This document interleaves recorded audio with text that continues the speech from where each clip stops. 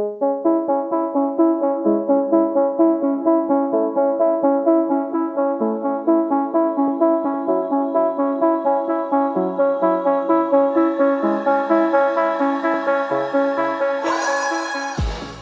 and welcome to the Blackout podcast, where I get to talk to amazing people who do amazing things. And today I have the director of Drag Kids, Megan Wennberg. Did I get your last name right? Yeah. Sweet. Nailed it. Yep. Thanks so much for coming on the podcast today. Oh, my pleasure. How are you doing? I'm really good. I love summer, so I kind of resent that I now need a coat, but Oh man, yeah. but it's been a nice summer. I must say, right, the you never really get, like, there's no, I guess, warning for fall. It just comes. Yeah. It just comes because, like, 2 days ago it was okay, and then Yep. now it's like, wait, because it was actually 7 earlier this morning. Oh yeah. Yeah, and Yeah. I'm like, oh no, I'm not doing that. But I guess that is one of the things that comes with living in Canada. You just accept it. Yeah. So, Or leave. Yeah. Yeah. But COVID's making that a little hard. So oh yeah. my God, COVID. Let's start with Drag Kids. So tell me a bit about Drag Kids, and like then we'll go from there. Sure, yeah. So Drag Kids is the first feature documentary that I ever made. And it started when Aaron Oakes, who's a producer with Telltale in Halifax, brought me in for a meeting and asked if I'd be interested in doing some development on this idea she had for a documentary about kids that do drag. And I had no idea that kids did drag at that point. Yeah, yeah. That was like, whoa, okay. Yeah. So then was like looking at these photos and videos of some of the kids that the researcher had found, and was completely, I don't know, I was really interested, but I would think I was also partly, I don't know, like nervous. Like I initially was kind of nervous because I was like, I wanted to make sure that this was coming from the kids and not from like their parents or something. So then yeah, did different interviews with the parents, and then it's like, oh no, it's totally like the kids. This is just like Gotcha. who they are and how they've been expressing themselves. Like some of those dance moms. Have you seen this? Yeah. I don't want to Yeah. say they are crazy, but holy shit. Like, you just mess up that kid. That kid is pretty. So it's great that you were worried about that. Like, sometimes I think, I watch some documentaries, especially on Netflix, and I'm thinking, oh, like, there are so many difficult decisions as a director to make, especially which thing you are going to leave in the final product. Yeah. Absolutely. Yeah, absolutely. And with this, especially with kids who like are really excited about being filmed, because they're 3 of them anyway were like super extroverts and like loved performing, loved attention. But at the same time, they're kids, and this film has lived on like more, I think, than any of us thought it would in terms of like festivals and stuff like that. But also that's just out there, and they don't have like, once it's out there, they don't have control of it anymore. And like in some ways we don't either. So just trying to be careful of like what. So I don't know how you handle it. Yeah, let's talk about Drag Kids, because the very first time it was a hot dogs. Yeah. Yeah. I was like, who is this lady with the pretty hair? Anyway, I was like, Drag Kids came out at Hot Dogs, and then it just ran wild. Which other festivals did he play on? So after Hot Dogs, it went to Inside Out, which was also back in Toronto like a month later. So that was awesome. And then I'm trying to remember the order. It was at a bunch of festivals in the summer. It was also at the Atlantic Film Festival. Finn. I refuse to call it that. I'm sorry. It had a great screening at the Atlantic Film Festival. And then it was in New York at New Fest, and RIDM in Montreal, and Rotterdam in the winter. I wish, like, had I known what I know now, I would have Right? fucking gone, because it was like, I'm gonna wait and I'm gonna go to BFI Flair in March, because it's my sister lives in London and it's beautiful. And anyway, I did go, and that was like the last festival that I tried to go to was BFI Flair in March. And I flew over. Did you make it? Yes and no. So it's like, yeah. So you couldn't go. I did go. Wait. Yeah. So like coming back, how was that experience? Fucked. Yeah. No. Yeah. It was. Yeah. No. I flew out March 12th, and there was no travel advisories. It was it was a Thursday, and it was like everything's fine. I checked. It was like don't fly to China was what the website basically said. I was like not going there anyway. Cool. Flew to London, landed March 13th, and then the world had changed. Yeah. And then Canada was basically like, we don't know if we want you back. So that. So like, did the scary. festival hold? No, they canceled too. They told me, they were like, oh no, we're going ahead because things in London, like England handled things differently. And it was, I don't know what they were, I guess maybe trying for herd immunity at first. So like I was in London going to restaurants and bars with my sister and her fiance and just having a great time, still thinking the festival was happening. Meanwhile, Nova Scotia, where at that point there were no cases, was completely locked down. Yeah. And it just seemed crazy. Like at that point it seemed, I don't know, one of my friends described it as like the Maritimes being uptight babies. But they were also right. They were also right. Yeah. Yeah. Meanwhile, London was just like super spreaders everywhere and like in pubs. And then when did you leave? Like when did you get on a flight back? So that was like I had fortunately booked with Air Canada because WestJet and Porter were eventually just like, nah, fuck you. We're closed. Yeah. I think not long after the chairman or CEO or whatever of WestJet just said, sorry, we are firing people and all that jazz. Yeah, so, good luck. Yeah. Yeah. So Air Canada, like I tried changing my flight because I was getting panic texts from people back home to be like, they're going to close the country. Like you need to get back now. You need to whatever. And it was like, but if you go to the Air Canada, like I would go to the Air Canada website in the morning, there'd be the little plane circling, like circle of death. It would still be doing it that night when I checked it, like tried calling. That was a joke. So it was just like, I had booked a return flight and I just had to wait and hope that when you show up that it would day, still be operational. Yeah. And it was. So I was lucky. Oh, okay. Yeah. So when you got to Toronto or? Yeah, I went from London to Toronto and then Toronto to Halifax. And then I arrived home. By then we didn't have the 2-week thing yet, right?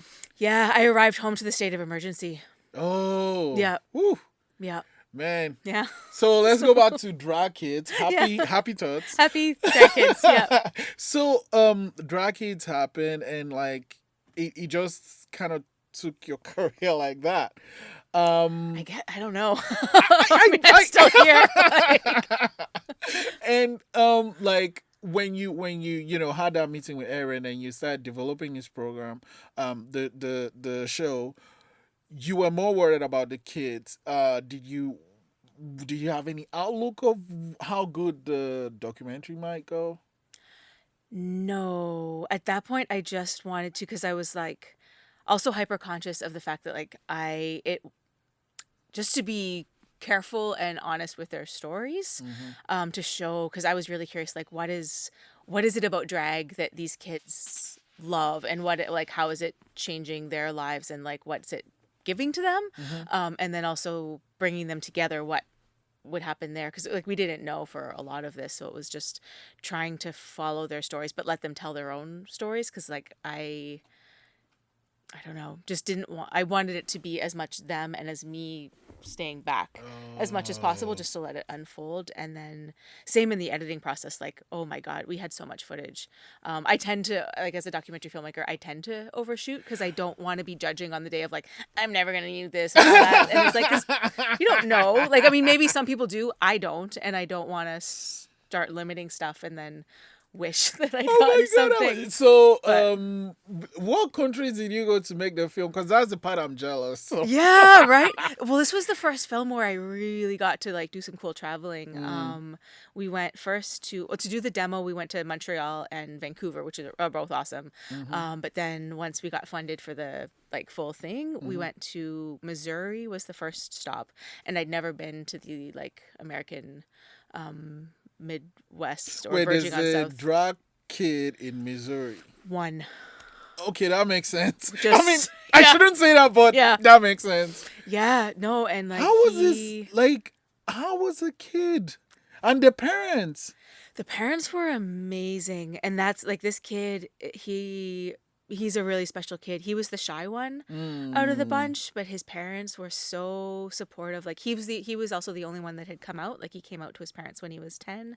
And they were really supportive and like were asking him, do you want to go to Pride? Like, do you want to do things like that? And then the way he tells it is like he saw a drag queen at Pride and was like, I want to do what she's doing. So then the next year, like they got him a dress and like a wig, and he went, and they just became like amazing drag parents, like his mom and his dad. So both. Missouri, where else did you go?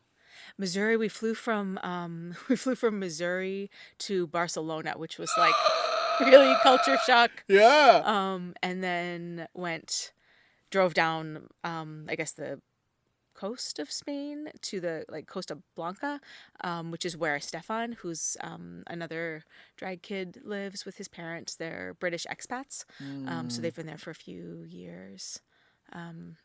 Yeah, and then worked with him there. So what would it? How like did you have a day or two to like do stuff in these places? Hardly. Like we landed in Barcelona, I think. We landed, in the evening, and then we had one day off in Barcelona, and that was incredible. And we just was it in the summer? Yeah, it was in nice. I'd never been, and I would love to go back because it was just one day, but like it was July, and it's an amazing city. Yeah. So your editing process for Drag Kids, what was that? Months. We started, I think, in October, maybe. We had finished filming in August, and then I had a month or two to like review everything. And for that, like I got all the footage and I watch everything. Like I watch B-roll. That was gonna be my next question. Do you watch everything? So what do you do? Like, do you like take notes and be like, I kind of need X, Y, Z from there? Yeah, so it's a combination of that. Like, because I was doing it through Telltale, they're great and they get everything transcribed. So any of the interviews are transcribed. So at that point, I'm not having to do that. So I can just watch it and highlight. I like burn out a ton of highlighters, just like highlighting still what color way too much. Do you use different colors I like for yellow, different things? Yeah, just because it's the easiest to see. But when I burned those out, I think I was onto pink and orange. So yeah, it was a mixture. Yeah. So you'd highlight sections you like, and then do something called a paper edit, where you essentially like are saying like, I think I wanted to start with maybe this quote with this kid in this environment, and do this scene, and then this, and then this, and then this. But primarily, the way I like working, just because it's like I never find that translates super well. Like I don't love the paper edit process, especially for a film like Drag Kids, where it's such a process of discovery, both during production and during post-production. Like I could see it for something formulaic where it's like, we're going to buy this house and then we're going to flip it and then this is how it ends every time. But for this, Warren Jeffries was my editor and he's amazing. So it was like an awesome collaborative process of just like going through everything and talking about it and putting up cards and like trying things and moving them. And then I also have a tendency to like completely build it one way and then completely rip it apart. No. And then how was Warren handling your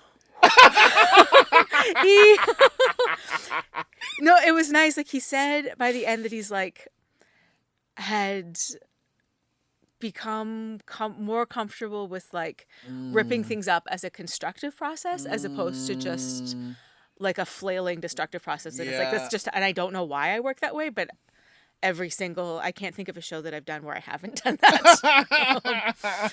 But it's, oh man. So you spent what, like 2 months cutting it up? Oh God, more than that. Oh like, my word.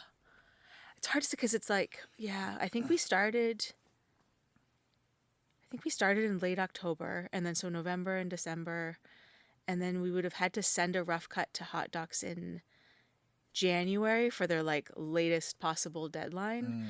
But then we still had February. Yeah, and maybe a little bit of March, because we were also like, so we did the feature version of Drag Kids, and that's what went to Hot Docs and all the other festivals. But then it was for CBC. Like CBC is the one that commissioned it. So CBC POV, they needed their 44-minute version, and that was terrifying because it was like we were going from like 78 minutes to like 44. That sucks. That sucks. How did you decide what to take out? We just It was really like you just don't get to know the kids as well. Yeah. Because it's still like in terms of what happens and like who they are, what they do, that they're gonna meet, that they're gonna have these events, like all those Wait, things did they need to all be there. meet? Yeah. Nice. They all come together in Montreal and like perform together towards Mm. the end, which is nice. Yeah. So yeah, we just had to make it motor along. So it's a less, like for me it's a less satisfying version because I like getting to Do know you the kids. think you, But you would have been better going the other way around, like getting into 44 than just padding it back up? no, for me, that's excruciating. And I did that on my last project where we went for the 44-minute cut first because we were on a timeline and had to get that done. Although then COVID completely fucked that. But like initially we had a timeline that, Yeah. so we did it that way. And then we had to go to the international version, which like an international TV hour is way longer Oh, what's than it? here. It's like, I think it was like 53 minutes or it's something weird because Oh. it's also PAL. So it's like that adds on an extra yeah, whole because you other... have to convert the different. Oh my geez, yeah, Yeah. yeah, that sucks. Yeah. And that was just like, that was hard. Like we'd add a bit and then when we did it to PAL and it was like, oh fuck, we Yeah. still need to find 2 minutes. And Yeah, like when you have something you're happy with, it's short, like fattening it up is harder. It sucks. It sucks. So, and then you got Drag Kids done, and Drag Yep. Kids went crazy, and then you got this new project. Yeah. So, was it also the same? You got pulled into Telltale, or? Yeah. So I was in Telltale editing Drag Kids and I guess I took because we were still very much editing it. It wasn't done. And I went over for a meeting with Aaron and Edward again. And they asked about a couple different projects that they had upcoming and if I'd be interested in the first one, which was a show they do called Spirit Talker. And that wasn't a good fit for me. But then I remember Edward was like, well, how do you feel about vigilante justice? And I was like, great. Really interested. And then they shared like these articles and like some research that they'd been doing on this murder that had happened in Cape Breton 7 years ago. And I was out of the province at that time, so I had somehow missed that. But then reading about that was just crazy. And so, yeah, it's weird. Like at first, because I was just reading articles, it wasn't real to me. Like, so you can just kind of engage with the ideas of like, wow, that's fucked up or whatever. But basically these lobster fishermen had caught this poacher at their traps one morning and brutally murdered him or killed him, I guess I have to say, because how the courts found it.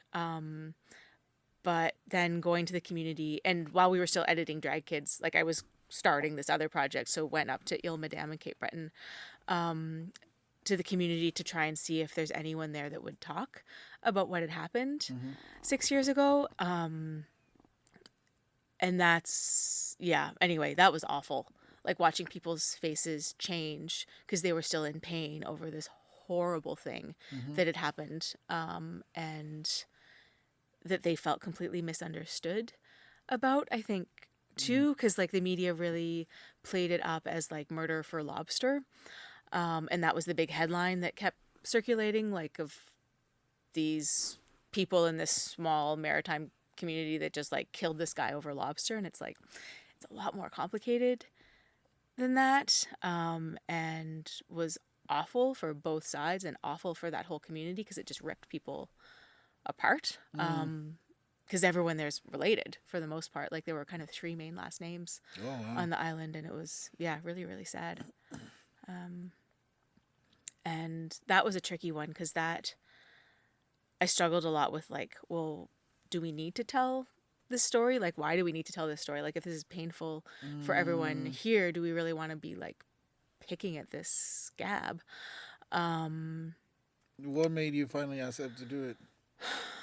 I think it was a combination of things. Like one, when I finally met this one woman who had a story she wanted to share and was willing to talk to me about things, and realizing that there was a lot more going on and that it was a complicated story, but that it wasn't necessarily unique to Ile Madame. So yes, this horrible, painful thing happened there, but it could happen kind of anywhere. And so to be able to look at that and see like, well, what kind of like does healing, like how could healing come from this, or where do people stand 6 years later, or and also who hasn't been heard from in this story, like the people that I was really lucky who ended up being willing to talk to me were two of the best friends of the man that was killed, and like no one had ever found them or spoken to them Oh, wow. before. One of them said he'd never talked to anyone about it before because there's such a culture there of like you just bottle down your pain, I think especially for the men. But yeah, and that kind of brought it to life for me in a way that felt like it was important to share, because there are stories, like again, like if it's someone that actively wants their perspective shared, that's something I can get behind. And it was until finding people that were willing to speak, then I was hesitant, because it's like if we're just trying to force a story on somewhere that doesn't want it, we need to fuck off with that. But if there are people that have a story they want to share, great. Oh, wow. That's actually... So did you, I mean, maybe you didn't, but I'll just ask anyway, did you kind of have an ending when you started working on it? No, I went back and forth. Like initially from reading different articles, I was more on the sides of the guys that had killed him, because it sounded like he was such a bully and had been terrorizing the community for decades and just driving people nuts. And while a lot of that was true, I didn't know his side of it, in that like this was a kid that had dropped out of school at 13, was illiterate, had mental health issues, had a really rough upbringing, and these same fishermen that had killed him in the community, like a bunch of them were also involved in like getting him to poach people's traps. Like they would hire him when he was a teenager, like to go fuck with each other's stuff. So it's kind of like they hired a hand for doing this thing, and then it's kind of the same thing that now led to them killing him. Yeah, they created a monster and then destroyed it. Yeah. That's the ending you went with? I went with the ending, like the last line of the film is from a local historian who was this really amazing man who's also an author and had also been a teacher and had actually taught Philip, the guy that was killed. And he really summed up what I really felt was true for the community. He's like, we let Philip down. Philip was one of us. And that is the sense that I got from a lot of people there, and why the pain is still there is that like there was this guy and he was, yes, like he was a mess, he was a menace, but he was also in pain and not helped by so many levels, from like family to prison. I mean, he spent most of his life in prison. That didn't fix things. Yeah. And yeah, so it was just a horrible situation where it's like kind of everyone's to blame and kind of no one's to blame. Wow. Why do you always speak all these heavy things? I think with that one, like initially I was just interested in the idea of vigilante justice, because I don't know, I was curious what pushes a person to that point. Because parts of me can kind of understand it. Like years ago when someone really badly hurt someone really close to me, all I had was rage. Still, all I have, if I think about it much, is just like, I want to fucking kill him. I don't think I would, but I was curious, like what Get finally, someone yeah. What is that last, I guess, domino piece that makes someone to do that? Yeah. Did you find that out? No, unfortunately, the man, like there were 3 men on the boat that day, and the one that had his trial first and ended up getting convicted of manslaughter, he died. Like he passed away shortly after getting out of jail. And I met him on the wharf once when I was up there filming, but he didn't want to talk. And that was another one of those crazy disconnects where, like, I met this man that I knew had killed this other man, and I liked him. Like, it's just this weird thing. Like, he just seemed like a sweet old man. Like you wouldn't pick him out from any other kind of sweet old man on a wharf in Nova Scotia, but he had been part of like brutally killing this guy. Wow. So that's done now? Yeah, so we finished that up. We actually technically only finished the final version on Friday, so just really recently. But CBC has their version's been finished since sometime this summer, I guess. And that'll be broadcast October 17th on Gem. Are you going to send parts to festivals? I don't know. Like at this point, all festivals are online. Yeah. So, yeah, I don't know if it's going to be. I know you still call them the Atlantic Film Festival, but yeah. but like it's faint stream this year. Yes. What do you think about like? Have you checked out any of the? So TIFF I've been having there. Like, have you checked in out any online festival at all? I haven't. No? No, and I feel kind of badly about that, but it's also, I'm not looking for more opportunities for screen time in my life. Really, like I'm just, like... You're done? No, like I have Netflix and I have my phone and Crave and Prime and whatever, and it's not like I don't want to support festivals, but yeah, I really probably should. Make an effort to. It just seems like it seems like work. Honestly, it seems like work having to go to their thing and work trying to like figure out, and then I'm just gonna like sign then get a link and send the thing, and it's a different payment thing, and it's like it's not fun. Like I love film festivals, but I love the people and the theater and then hanging out in the evening. Yeah, hanging out in the evenings. One of the best parts. Yeah. Because, like, that's kind of where you get stories and meet really interesting people. I mean, it's fun going to, like, watching the super rich people talk about stuff. But it's also great to watch films. Like, I've been checking out the TIFF things, and it's like... Man, we should find a vaccine already because, you know, like, we might not have festivals till 2022. Yeah. That's awful. Yeah. Yeah. Yeah. COVID can suck it. Just so... Okay, so this is done now. Are you going to take a break or are you going to jump into something light like, I don't know? Honestly, after that one, it was like, I really want to do something fun, like Drag Kids, because Drag Kids was fun. Like it was hard work, but it was like mostly fun. So the next project, this won't be the next one I shoot, because we'll have to, like, it involves travel to California, New York, and Florida. So it's like none of the places. None of the places. Yeah, but that one's on seniors, like senior adult synchronized swimmers that are competing for this Masters Championship, and there's like these different groups. The thing. Yeah. How do you even find these things? Yeah. But I'd watch that.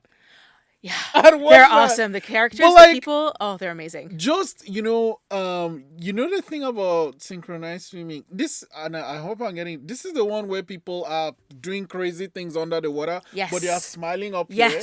Yes. Yeah, so exactly. I watched a thing. Yeah. That's the best description I've heard. I watched a thing, and they're like looking pretty up here, but you see what they are doing with their legs. It's like, it's crazy. Yeah. But then you're adding age to it. Yeah. How old are some of these people? The oldest is a man named. Actually, there's this one woman, I think her name is Letice Graham. She's 96. And she's part of the Harlem Honeys and Bears in Harlem. I think she's not part of the group anymore. Okay. But Luther, who's I think one of the main members, he's 80. So we're definitely hoping to work with him. He's the oldest, but the youngest is 60. The youngest is 60. Yeah. Yeah. And some of them are pro. Like some of them have been doing synchro their entire lives, and they're amazing athletes. Okay. Because you have to be so fit to be able to do. So, basically, it's kind of like, it's kind of America to get their shit together. Then you go to shoot this, or is there any other thing you have to do before you shoot this? They need more money. Like it needs more funding. Yeah. But then there are a couple. There's one woman in Calgary and one woman in somewhere outside Toronto. Okay. So we're like looking to work like they'd be two of the main characters Oh, as okay. well, so we could start with them possibly earlier than the American ones, Mm. but things like people need to be allowed To in move. pools, Yeah. and they need to be allowed in a group because it's a couple of them are solo performers, but the group stuff is And what's they're really like, interesting. and they're in the age bracket that's super high risk. Exactly. Yeah. Yeah. Yeah. I didn't even ask about this. Like, when you go to shoot this thing, how many people do you have in your crew? Really small. So it's usually like for when we were in Il Madame for the last one, it was just me and Paul McCurdy, who I've been lucky enough to work with both for that project and for Drag Kids, the Mm-hmm. cinematographer, and then a rotating crew of sound guys, Oh, because because like it's it's so based on the hard to. sound, right? So Or it's a bit of, yeah, it was based on availability. Like it was just like people were so busy working that like I had, I think, a different oh, sound recordist every single shoot, oh which is no! not ideal. But it was fine. It was just like not the Damn, that's best. crazy. Yeah, yeah, Yeah. yeah, yeah. Okay, so it's Yeah. just, and I'm only rewinding now. So, because we just jumped straight into Drag Kids, how did you like start film? And like, was it always documentary? Oh yeah. So I grew up in New Brunswick and I didn't know that The French filmmaking, side. the English, Okay, like in the South. I did French immersion, but you can't. It's gone now. no, I can still speak Oh, French, okay. just like badly. I can understand it Oh, okay. better. Yeah, so didn't know that filmmaking was remotely possible, and I went to Mount A and I got a Bachelor of Fine Arts. So like I'd done sculpture and photography, and then Oh. um, when I finished that, it was like, what do I do for a job? Mm. And I ended up taking some photos for the Coast, and then deciding to do the journalism degree, like this 1 year program at King's. And it Mm. was there that I got to make a short documentary as part of this TV workshop, and I fell in love with it. Like it was. What did you love about it? That's a good question. I think it combined a lot of things for me. Like I got to work with a small group of people, Mm. which I liked. I got to do storytelling, but also make something visual, which I really liked. Mm-hmm. It just seemed like final, like that. Certainly, both my degrees sort of came together Mm. in that.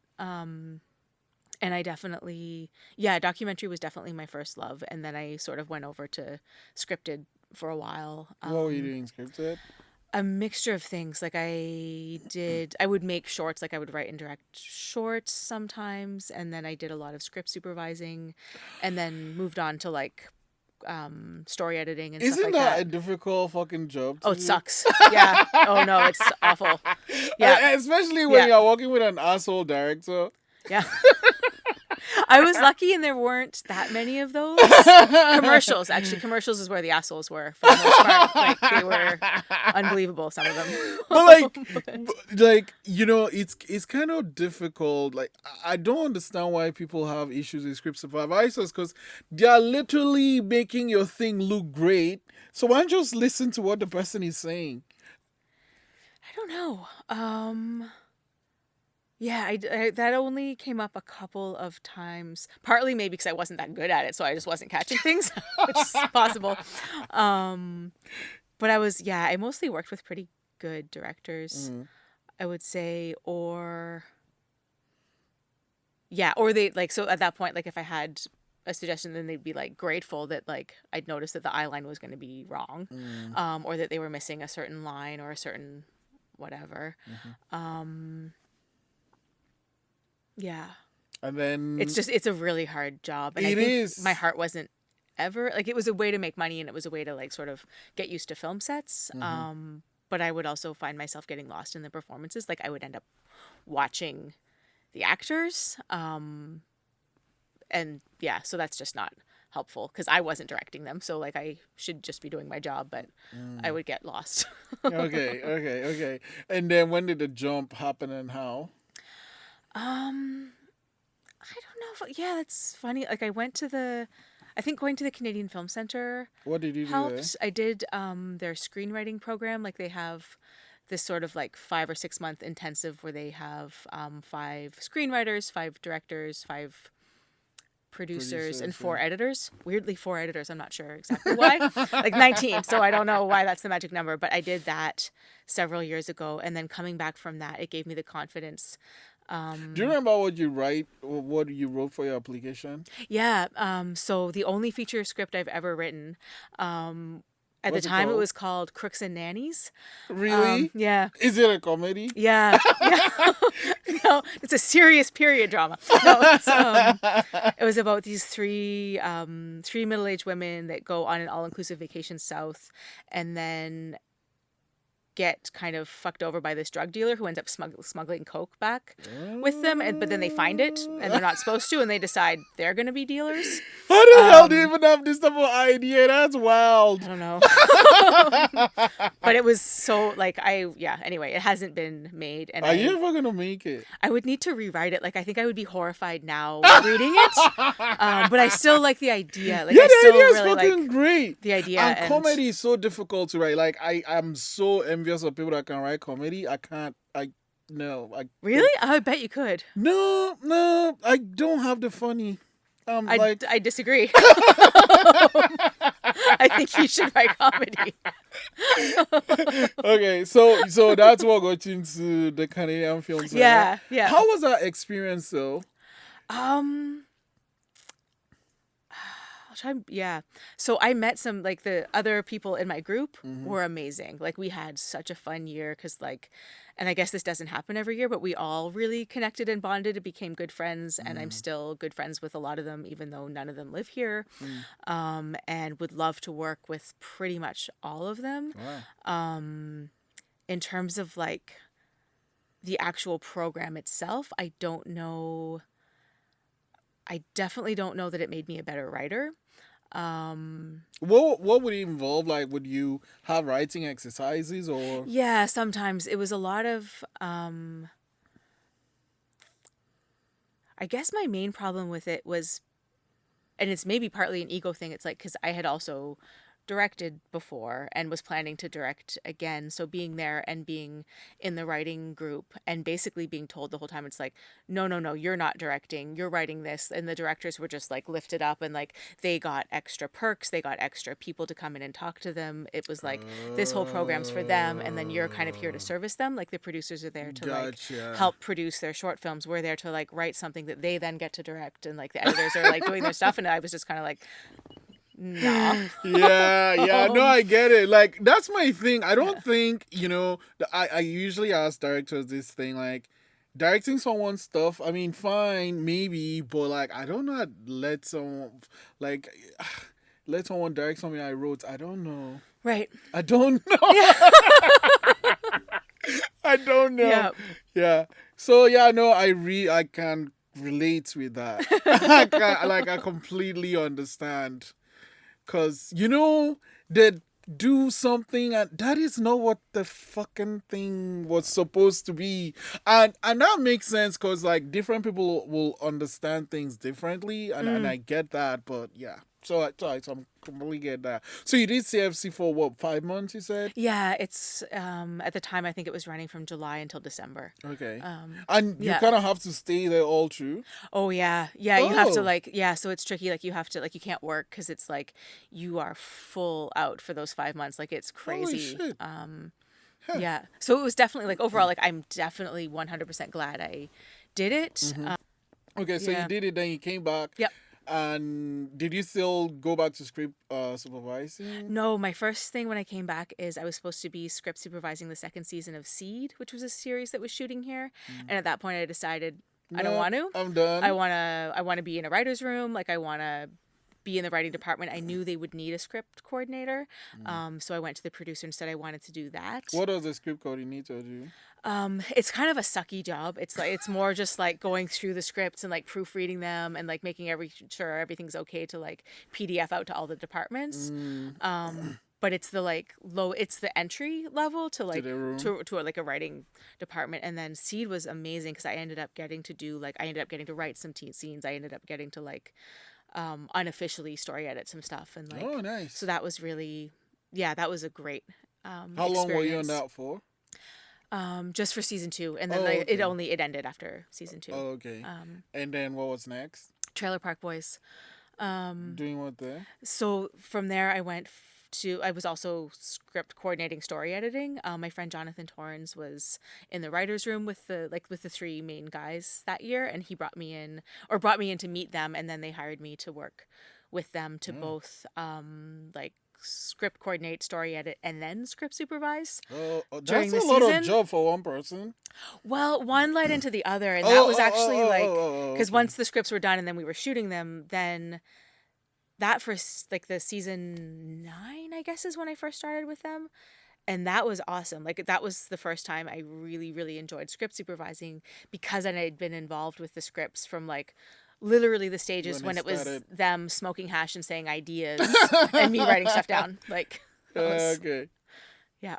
Okay. How long were you on that one for? 4 years. Oh, wow. Yeah, so they Wait, stopped you've now. done scripted so much. Like, how do you now, like, leave that and come to documentary, though? Oh, so at the same time, like after the CFC, I talked to Stuart Young, who's the executive producer of like CBC Land and Sea, because my boyfriend at the time had a great idea for like, you should do something on Acadian treasure, which is the whole other thing. Like, Acadians buried stuff before they were deported. Oh. Like, is that it? Like, is there a show about that? Yeah. Oh, what's it called? I think it's called Acadian Treasure. Oh. I think so. Yeah, I can't remember. It was something like really just like, it is what it is. Yeah. Yeah. So that was my first episode of Land and Sea. So then you made it? Yeah. Wrote, directed, or? Yeah. Oh, nice. Yeah. Okay. Yeah. And then I did 5, I guess, after that. So what, like in between doing like these other jobs, I would also, I guess, yeah, for a few years, I'd usually be doing like 1 or 2 Land and Seas, so documentary, as well as like story editing, script coordinating, script supervising. That's you're busy. How are you managing all that, though? That's a lot of work.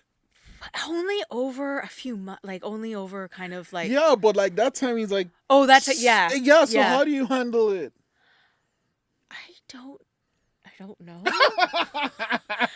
Yeah, I'm not. I guess it was just like, because I liked it and I needed the money, because it would also be just months of like the winter of like nothing except depression. And then, it's a weird cycle that. It's a weird cycle that. So you did Land and Sea, and then are you like ever gonna do scripted again, or? Yeah, so I'm now. I never want to let go of documentary, because I had let it go for a long time. And I definitely want to keep doing it, but I want to get back into scripted. But I want to get back into scripted where I'm actually writing and directing my own stuff. Yeah, so we'll see. So I've just started working on a web series, or an idea for a web series that Is it so like is comedy your thing, or? For this web series, it seems to be. So it's like scripted, comedy, and then serious stuff. Let's go and talk about someone getting killed and. Yeah, maybe that's how I'll manage it.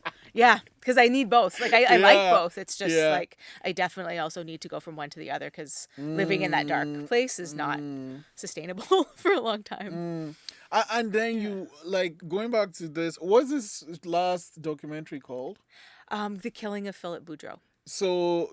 Going back to that, you shot all these things. You sit down and watched everything. Yeah. Like, don't you get a headache? Just, I space it out. Okay. So I'll only do usually a few hours a day. And like it's like heavy stuff.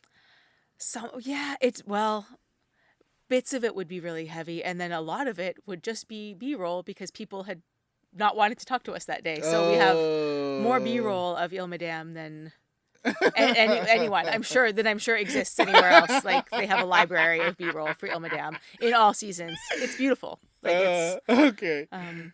Yeah. So you're working on this web series. Do you have a name for it, or?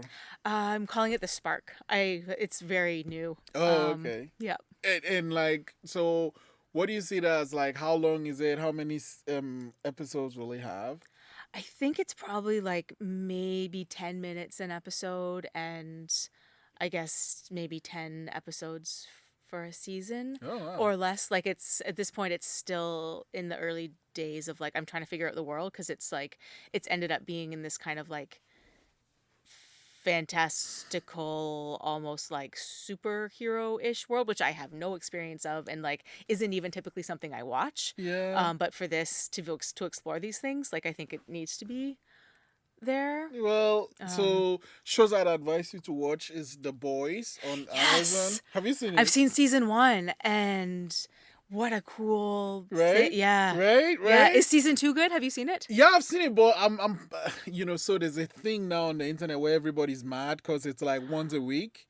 Oh, yeah, yes. and like right. the people that made it are like, oh no, we want to tell the story this way. But listen, human beings, we adapt really quick, especially these days. So if you came out with the season 1 and you gave us everything, what is like? So I'm thinking, so what I'm doing is seeing it like 2 episodes, and plus I'm watching it with Raised by Wolves. Have you seen that one? No. You should see it. It's, how should I put it? It's really, really good. Oh, cool. Yeah, it's like, did you see The Watchmen? No. So where? So is it on Prime? Yeah, also? it's on Crave. Okay, Crave, perfect. Crave has all these things. Okay.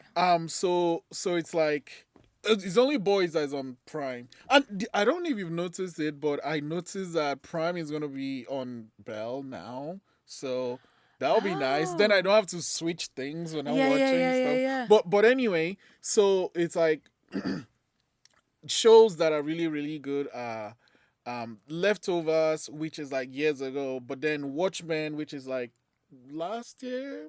Anyway, and then Raised by Wolves is so good. It's so good. It's like the writing is great, the acting is amazing, and like it's Ridley Scott too. So like I think he wanted to redeem. I don't know if you've seen Prometheus or whatever that film was called. Don't say No. it. But like it's like he wanted to redeem himself. It's so good.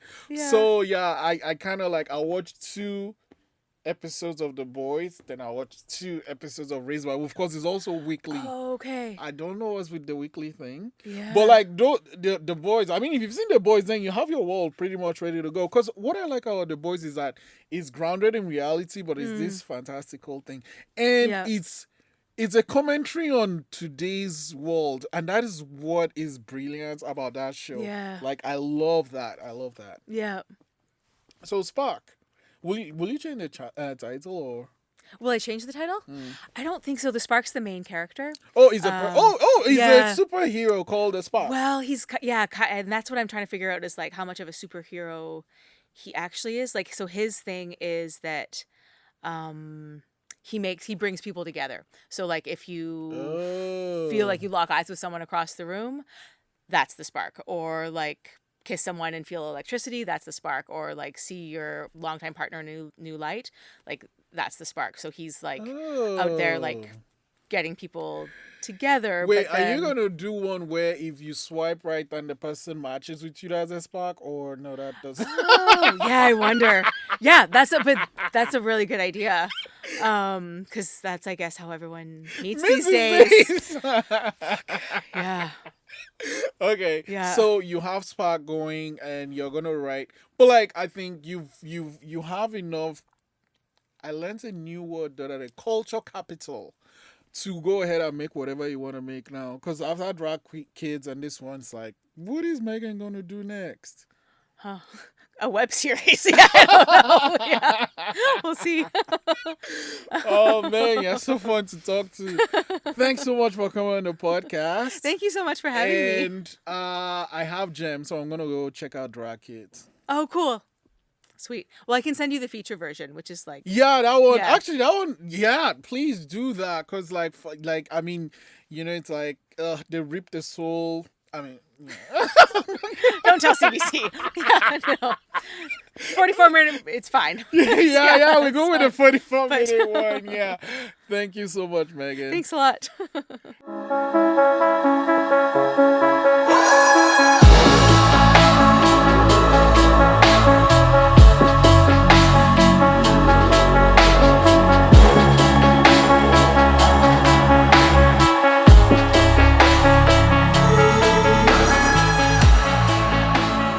Thanks for listening.